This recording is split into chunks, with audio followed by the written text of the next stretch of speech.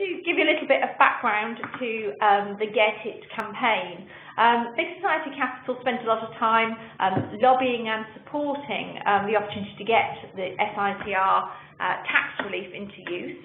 And what we want to do now is to encourage the sector to make the maximum of this opportunity. So the Get It campaign does a range of things. We want it to increase mass understanding by the social sector. We want to provide opportunities for business support advisors and professionals like yourselves to understand more about this tax relief so you can support the organisations that you work with. And most importantly, we want to try and find the 30 first deals, the early adopters, so that we can share their learning with other organisations.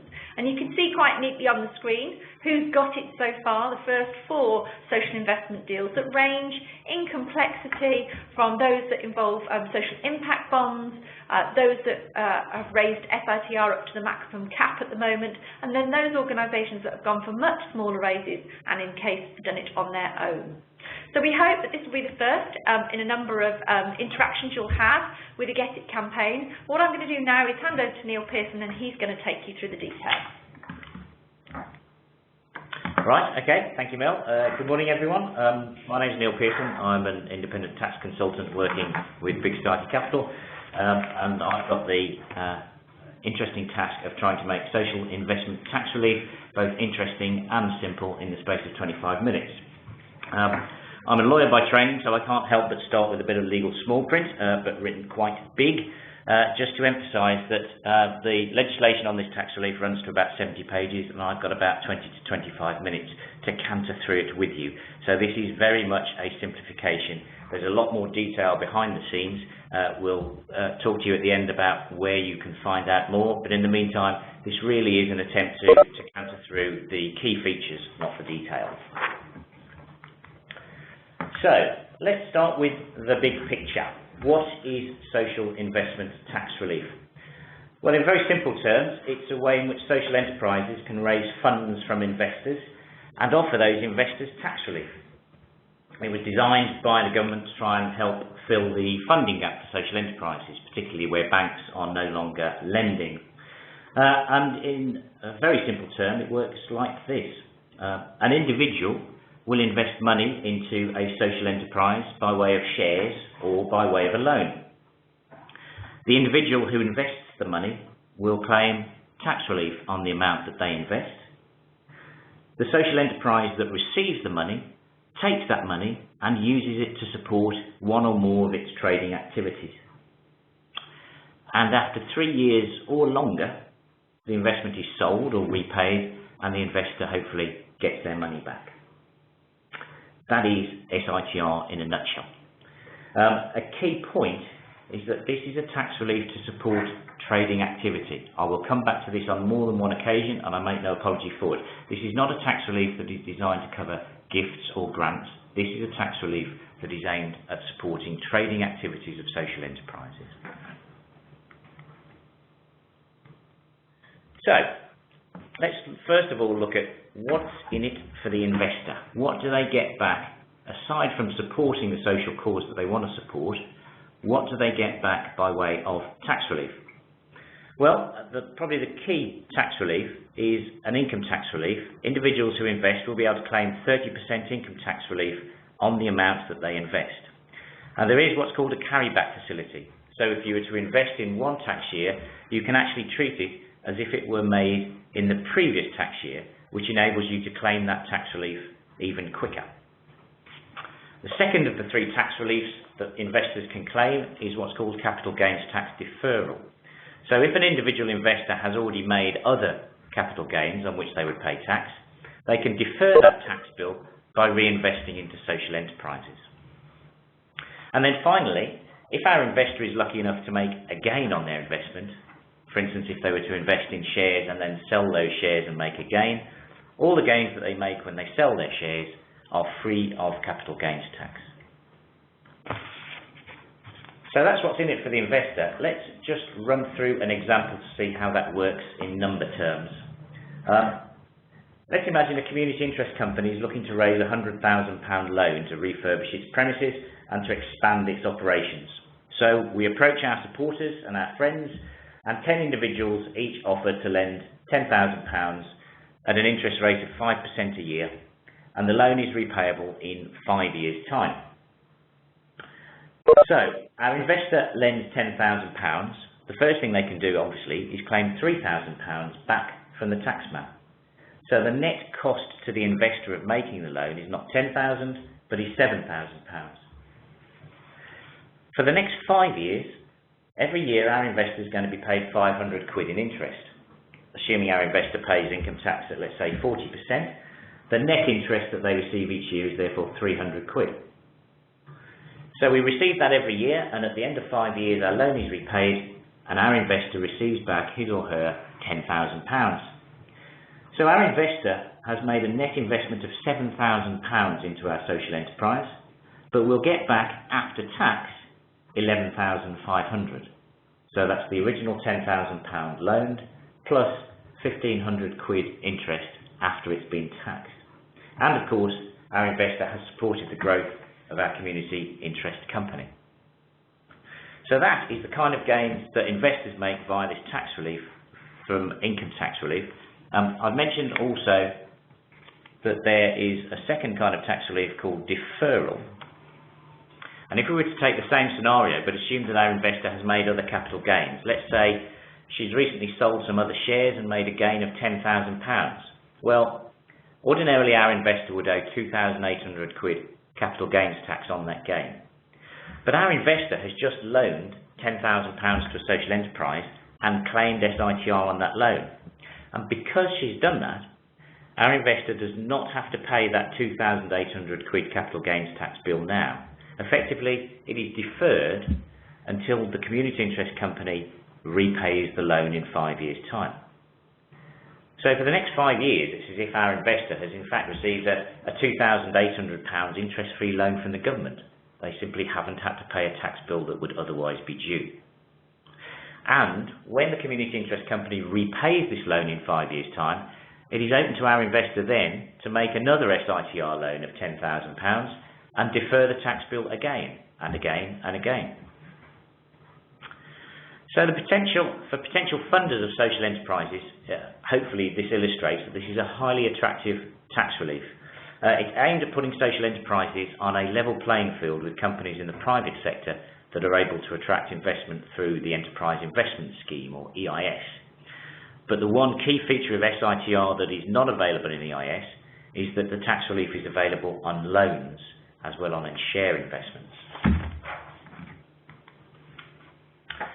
Right, so we've said that individuals invest and claim tax relief, but they have to invest in a social enterprise in order to claim this relief. So what does the taxman mean by social enterprise?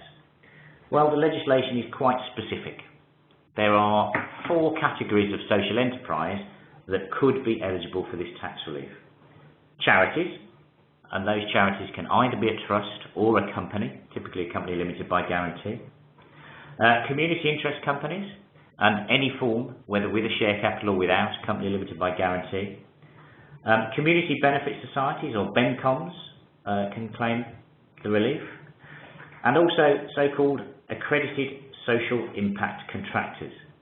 Now these are a special purpose vehicle that are typically set up to issue social impact bonds to raise finance for particular projects.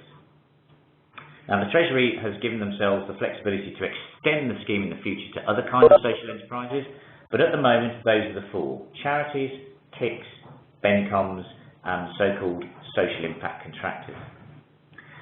Now these are chosen very specifically by the government to be eligible for the tax relief because they are all forms of organisation which are overseen by some form of regulator. There is some form of regulator who has looked at each of these types of bodies and has formed the view that they exist for a social purpose, that there is a social mission built into the DNA of these organisations. So charities, we have the Charities Commission. For community interest companies, the Community Interest Company Regulator. Community benefit societies are regulated by the FCA. And in the case of social impact contractors, although they don't have a specific regulator, they have to be accredited by Cabinet Office. So you have to go and get approval from the Cabinet Office that what you're seeking to do is within the mission of the tax relief. And these are also all bodies typically, which are subject to some form of asset lock and typically some form of restriction on what and how much they can pay out to their members. So those are the 4 types of organisations for which this tax relief at the moment is relevant. Okay, so individuals invest and claim tax relief. They can only invest in social enterprises, and we've looked at those. And I said at the outset, this is a tax relief designed to support trading activities. Well, what trading activities can we support? Well, the short answer is any trade can be supported using SITR money unless it is on the list of so-called excluded activities, the naughty list, stuff that the Treasury do not want to see supported with SITR money. Now, I've listed all of those activities on the slide there, so I'm not going to read through them in any detail. I guess I'll probably pick out one that we get quite a lot of queries on, which is around lending. Money lending generally is not an allowable trade for this tax relief, but there is one key carve-out, which is where a social enterprise is in fact lending on to other social enterprises. That is a trade that can be supported using SITR. And just to flag up as well, a couple of changes coming down the pipeline in terms of what's on the naughty list.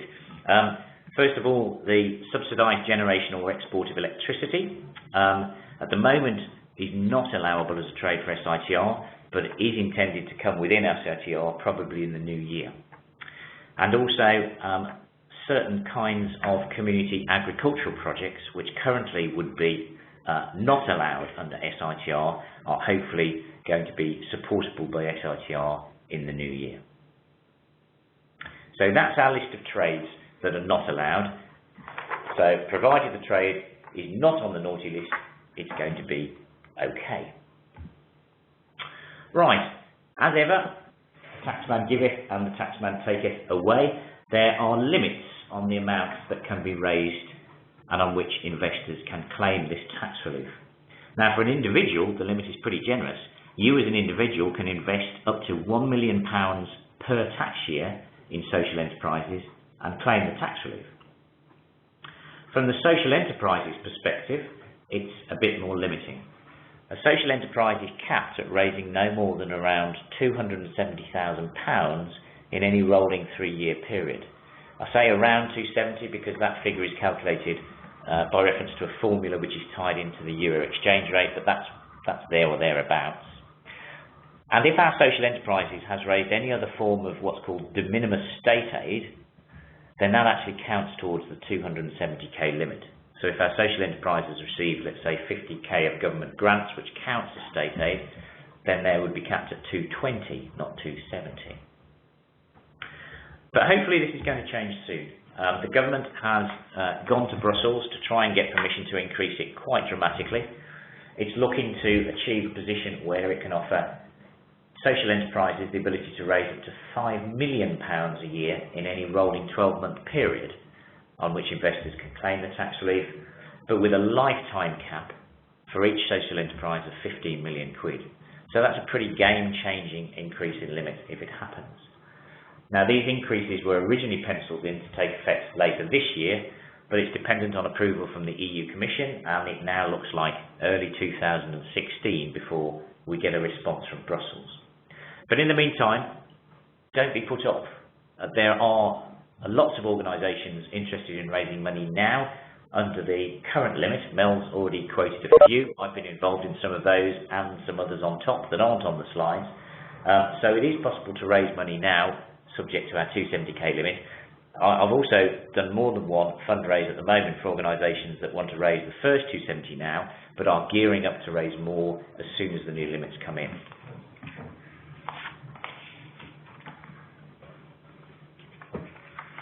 So, those are the limits on the amount that can be raised under the tax relief.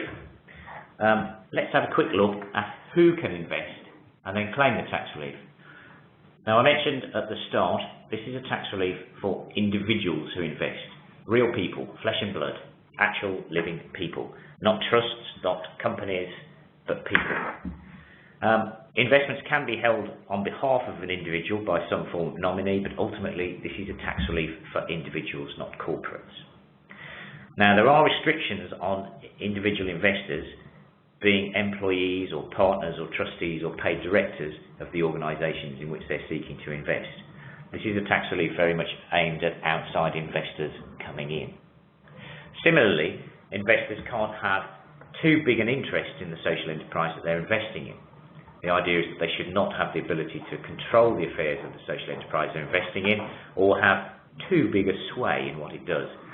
So basically, investors cannot have more than a 30% stake in the enterprise they're investing in, and we judge 30% by reference to votes or by reference to the share capital or the amount of loan capital that's invested into the organisation.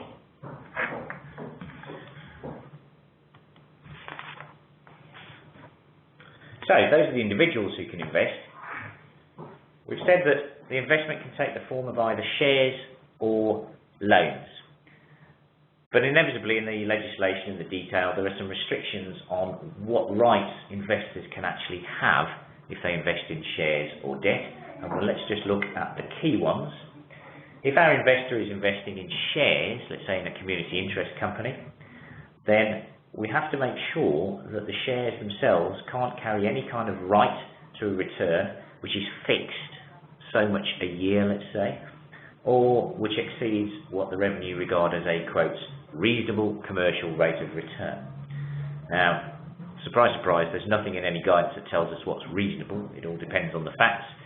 If in doubt, ask the revenue.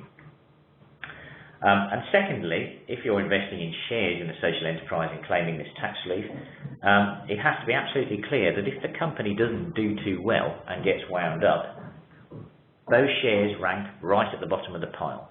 If there are any other shares in the company, they have to rank below those other classes of share. Now, if you are investing in a loan in a social enterprise and claiming the tax relief, what does the legislation say we have to do? Well, first of all, again, the loan cannot be secured in any way, cannot be subject to a charge or a mortgage, and cannot benefit from any kind of third-party guarantee. Again, the rate of return on our loan can't be greater than a, quote, reasonable commercial rate of return. And again, on a winding up, we have to rank at the bottom of the pile if the thing doesn't do too well. So on a winding up, all monies due to the holders of our SITR loans have to be subordinated to all of the debts, which is just a complicated way of saying that everybody else gets paid out before you. And also, if our social enterprise has a share capital, then the debt has to rank alongside the lowest rank class of share. Now, this is a tax relief for people who take risks by investing into social enterprises. So to make it as risky as possible, these kind of conditions are imposed. The idea is that this is very much a high-risk investment. That's why it gets subsidised by the tax relief. But in return, it means if the organisation doesn't do too well and gets wound up, then investors rank bottom of the pile. Now, the final key investment term you need to be aware of is the 3-year rule. This is a tax relief that supports patient capital, which means that when investors put their money in, there can be no arrangement in place under which our investors might be able to get their money back within 3 years. An arrangement means nothing. No side letters, no emails, no nudges and winks or side agreements. There can be nothing in place under which investors are entitled to be repaid within 3 years. Okay, so let's just recap. We know how SITR works. Individuals invest money into social enterprises, and in return for their money they get either shares or debt. The individuals will then claim tax relief on the amount that they put into our social enterprise. The social enterprise that receives the money takes it and uses it to support a trading activity or one or more trading activities. And after 3 years or longer, our investment is sold or repaid and our investor gets their cash back. And we know that this is a tax relief aimed at supporting trading activities. It is not a replacement for gift aid or grant aid in any way. So what does all this mean in practice for social enterprises, and when and how they might raise money using the tax relief? Well, I guess first and most obvious question to ask, why bother? All seems quite fiddly and a bit of a faff. Why bother? Well, there will be investors out there now looking to invest and to achieve both a social and a financial return. So if a social enterprise can offer tax relief to its investors now, it's going to put itself at an advantage when trying to raise funds. The reality is also that if, as we hope, this tax relief takes off and more people use it, there will come a point where many investors might expect the tax relief to be available. So there could be a position in the future where social enterprises could be at a disadvantage when they try and raise funds if they can't offer the tax relief. And let's just compare for a moment the position where you're borrowing money from a bank or you're borrowing money from SITR investors. Well, if our lenders are getting tax relief, then a social enterprise can offer the lenders a lower rate of interest because the returns are being subsidised by the taxman. So our investors can receive a much lower rate of return by way of interest and still make a good return. We've heard that under the SITR legislation, loans must be unsecured and cannot be guaranteed, whereas obviously typically banks will only lend if they can take security over assets. But this can't be an issue for SITR debt because SITR lenders cannot insist on taking security. This is patience capital. We've heard that you have to wait for at least 3 years before you can get your money back as an investor. So our social enterprise can't begin to repay these loans until at least 3 years in. So it gives the social enterprise the breathing space to generate the returns that will enable it to repay, unlike obviously bank loans where repayments will typically start almost immediately. And with SITR debt, there can be no kind of covenants or step-in events or rights to early repayment during that initial 3-year period. So there is no risk in that initial 3-year period of our lenders pulling the plug in some way, which again is very different to the position that the bank would take. And aside from all of that, lenders who invest through SITR are much more likely to be engaged in the social mission of the enterprise that they're supporting. And just as key, investors through SITR may well lend much more than just money. They may well lend expertise, time, contacts and advice to help support and encourage the social enterprise that they've invested in.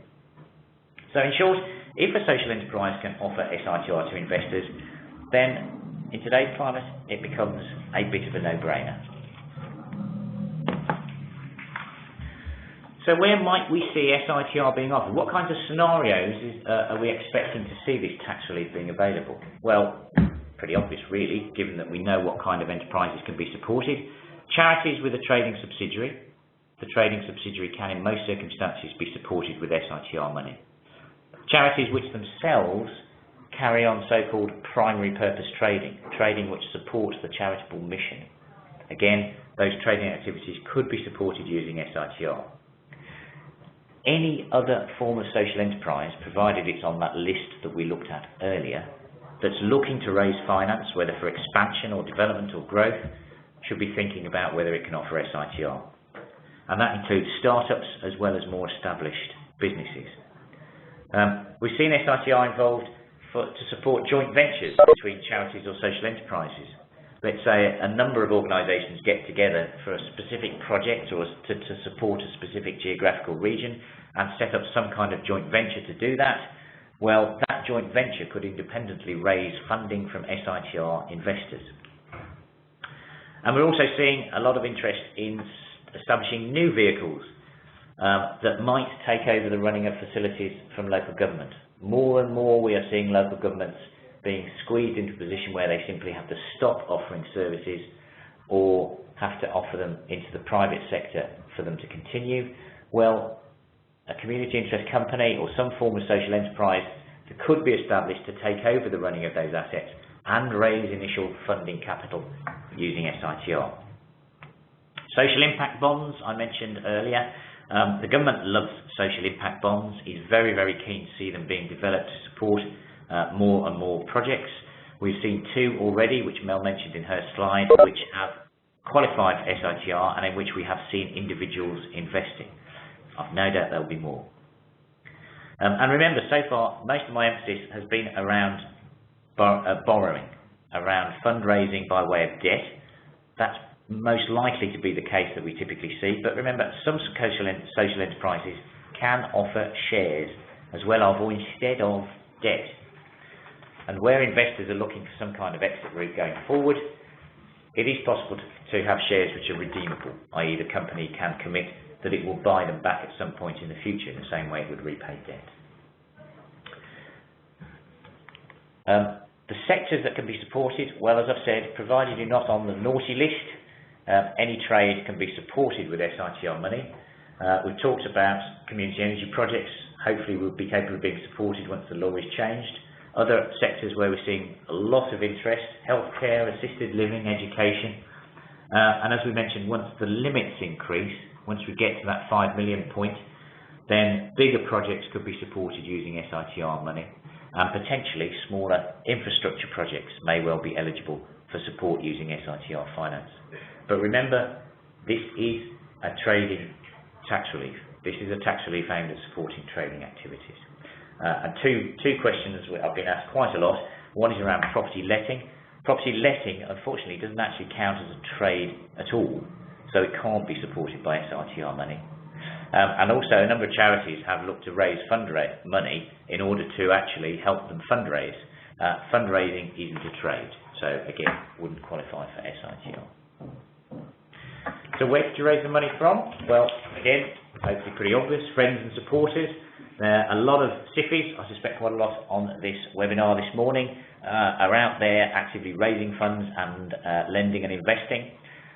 Funds, we're seeing, hopefully we're seeing an expansion and growth in the number of funds. There are 2 EIS-style SITR funds already in existence from Social Investment Scotland residents.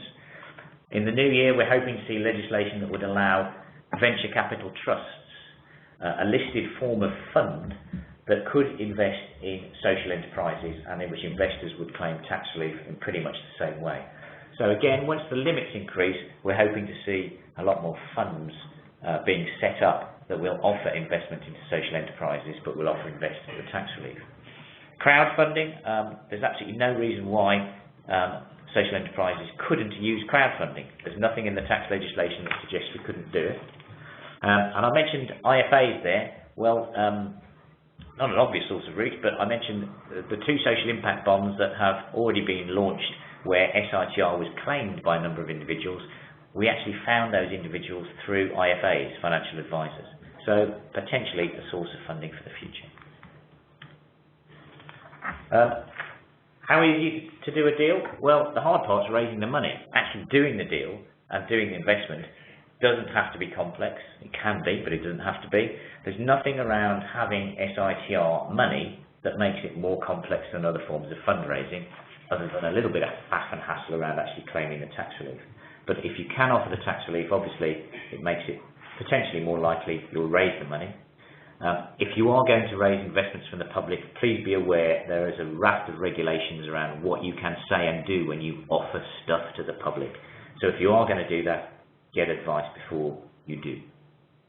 And I mentioned on the slide there, the process for claiming the tax relief shouldn't be that complex. Before the investment, you can go to the revenue and ask them to confirm you'll get the tax relief, which is great because that gives your investors the certainty. And then after the investment, there's a form you have to fill in and send off. You can download that form from the Revenue's website. So that's all there is to it, really. As I've said, we have individuals investing money into social enterprises in return for which they get shares or debt. We've seen that individuals can claim tax relief in various different ways on the amounts they invest. We've seen that the social enterprise must then take the funds and apply them to support trading activities, provided they're not on our naughty list. And we know that after at least 3 years or more, the investment can be sold or repaid and investors get their money back. We're at the any questions point. So we've got a number of people who have posted in questions along the way. Okay, question from Mark Simmons. Interested to know if SITR has been used for community land trusts or do they fall into an excluded trade? Dealing in land and agriculture at the moment are both excluded trades. Dealing in land is likely to remain an excluded trade. There's no suggestion that will change, particularly property development is also an excluded trade. Agriculture, smaller scale community agricultural projects are likely to become allowable in the future, but they're not at the moment. So sadly, I think at the moment the answer is no. There's a couple of questions I can see from people who are either joined or weren't here at the beginning, asking about sharing the slides. We will be publishing this webinar via our YouTube channel, and we will be sharing any knowledge via our knowledge bank. So please, if you weren't able to join at the beginning or you've missed something, we will make this information available to you. Okay. Should we ask clearly say? Can we invite questions? Yeah. Matthew, are you there for a question from Clearly So? There's a question about a kick with a trading subsidiary and an interest rate of an SITR loan. Yes. So, in which cases that a kick with trading subsidiary, a CLS for example, becomes not eligible for CITR? Yep. Okay. If SITR money is going to be used for the subsidiary, there are two conditions. The first is that the subsidiary is at least 90% owned. So if somebody else owns more than 10% of the shares in that subsidiary, you can't do it. Second condition is our subsidiary itself that trades must itself be a social enterprise. So if you have a trading subsidiary that is just a normal company limited by shares, that isn't going to work. You would have to consider converting it into, let's say, a community interest company before it could then receive the SITR money. So subsidiaries can be considered, but they need to be at least 90% owned, and the subsidiaries need if you want to refer to slide. Okay, hopefully that's answered that question. Should we take another? We've got a question from Nick Comley at Beacon, which says, our KIC CLS has existing preference shares which are redeemable. Nick, do you want to unmute and ask that question in more detail?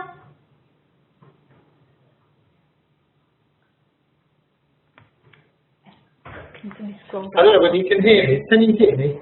Yeah, we can now. Oh, very good. Yes, it seems to me that SITR applies to new issues of shares. I mean, when we set up our CIC, we established it with preference shares, but those preference shares at the time were redeemable. Can we now essentially sell on those shares if we make them redeemable after 3 years and 1 day? Well, if they're already an issue.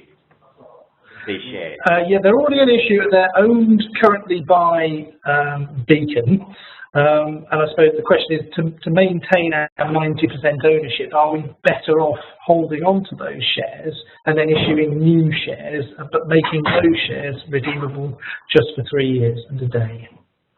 Okay. Well, first of all, you're absolutely right. SITR is only available for newly issued shares. It's not a tax relief that would fund you buying shares off other people, because the money has to go into the social enterprise that issues the shares. So, point one, definitely for new shares only. Point two, if you're issuing new shares and they're going to be preference shares, on the redemption point, then yes, they have to be redeemable at least 3 years and 1 day after they are issued. If there was any possibility of them being redeemed earlier, then they would not qualify for SITR. There is a related point around the very title of those shares, preference shares. You've suggested they have a preference. The question is, a preference for what? Because as I've mentioned, one of the things we have to be very careful about is they can't carry any kind of preference on a winding up, which typically preference shares do. So we just have to be careful about that point as well. At the moment, it's preference in terms of interest payable, that's all. Okay. Okay. That's okay. It's only winding up that is the problem. And these are, so the preference shares, if they carry a preferential right to dividends, is that right to dividend a fixed amount? No. Okay. Okay. Then that's what I think you need to do. Okay, that's great. 3 years in a day. Okay. And in terms of our existing, I was just going to ask in terms of about actually selling shares and trading shares. that did seem to be something that say a CIC PLC might well get into in the future. I presume within that we're talking about transferable, not just withdrawable share capital. I'm not sure I understand the tenor of the question. So a kick ends up buying and selling shares in what? No, if there was a kick that was a public limited company kick that was issuing shares, yes, and after 3 years and a day it was listed on a stock exchange and those shares would be traded, yes, presumably if shareholders were selling those shares, there would yes, be no capital gain on that share sale. Correct. Yes. Correct. Yes. Although listing a kick at the moment isn't possible because most of the major exchanges can't list companies that have asset locks. But if that were to happen, then yes, if you subscribe for your share at £1 and you sell it in 3 years' time on some kind of exchange or market for £1.20, you've made a 20p gain, and that gain should not be subject to any tax. Okay, so if we can perhaps move on to another question. We've got one here.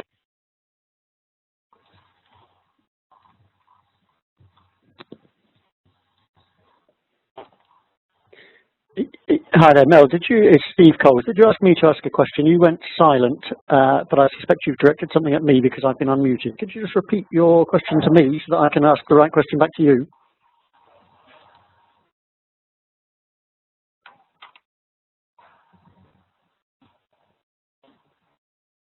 I'm having problems hearing you, Mel, and the team there at BSC. Can you hear me now? Yes, now I can hear you. Thank you. Sorry. Yes, Steve. I think your question that we can see on screen is if the investor is relatively asset rich. Exactly. So my question was simply around the proportions and really whether the tax relief can be a reimbursement above and beyond actual tax paid. So my question, I think they just tried to sketch out some kind of example. You know, if somebody had a gift from a will, for example, of £100,000 or a property they could sell, that would £100,000 would of course attract £30,000 of tax relief. But let's say that individual only has a salary of £20,000 a year or £25,000 a year, so may only be paying £3,000 or £4,000 in tax per year. Would there be a way in which the £30,000 could be a sort of reimbursement above total tax paid? No. Unfortunately, you can't turn it into a cheque being written to you by the taxman. This is a tax relief by way of deduction from other income tax liabilities. So if you don't have the tax liabilities in the first place, the tax relief is of limited value. There is, of course, the carryback facility, so it is possible to carry back an investment into a previous tax year where you might have more income tax liabilities against which you can offset the relief. But the basic answer to your question, unfortunately, is no. This can't take your tax liability to below zero where you can claim a rebate. Thank Okay. you very much. Hopefully that covers that for you, Steve. We've got a couple more time for a now. We've got a question, I think, from Charlie Patel. Would you like to ask your question? You just need to unmute. Yes, hello. Hi. Hello, Charlie. Yeah, there's apparently, which I hadn't realised, this ceiling that an SITR investor can't hold more than 30% of the debt in the social enterprise as borrowing, which presumably means before you can take a loan and confirm the tax relief, you need to line up multiple lenders, because if I'm the first person to lend to this social enterprise, I might hold 100% of the debt and therefore would be disqualified. Does that make sense? Yeah, it does, and you're absolutely right. And I've already come across an example where that's exactly what happened, where they lined up a series of lenders, but the first one who was ready to lend put their money in early. And so for a week and a bit, that person had invested 100% of the social enterprise's loan capital. 100% is more than 30%, therefore they were in breach of the rules. So yeah, I mean it's harsh, but that's the way the rules work. So in simple terms, if you don't have any other form of loans and you're raising debt capital for the first time under SITR, logic tells you that if all the investors want to claim the tax relief, you need at least 4 of them, so that everybody stays below the 30% mark. Now, if a social enterprise has other forms of borrowing, which amount to loan capital, then that gets included. So if they, let's say they had a long-term loan from a bank and then raised more money from SITR, then the total loan capital is the bank debt plus the SITR money. So it depends on the circumstances of the enterprise, but in the example that you quote, Charlie, you're absolutely right. Timing is everything if with multiple lenders coming in. Okay. That's great. Thanks so much. Then we'll take one more question, and then what we will do is, if there are any questions that we haven't answered, Neil and I will spend some time going through those, and again, what we'll do is we'll publish an update based on our webinar. So I think have we got one other question? Hillary's question, which I think, Hillary, you would like to come on and ask the question? Shall I read it from here? It says, how about a charitable community benefit society which isn't a prescribed society? Hillary, are you available to?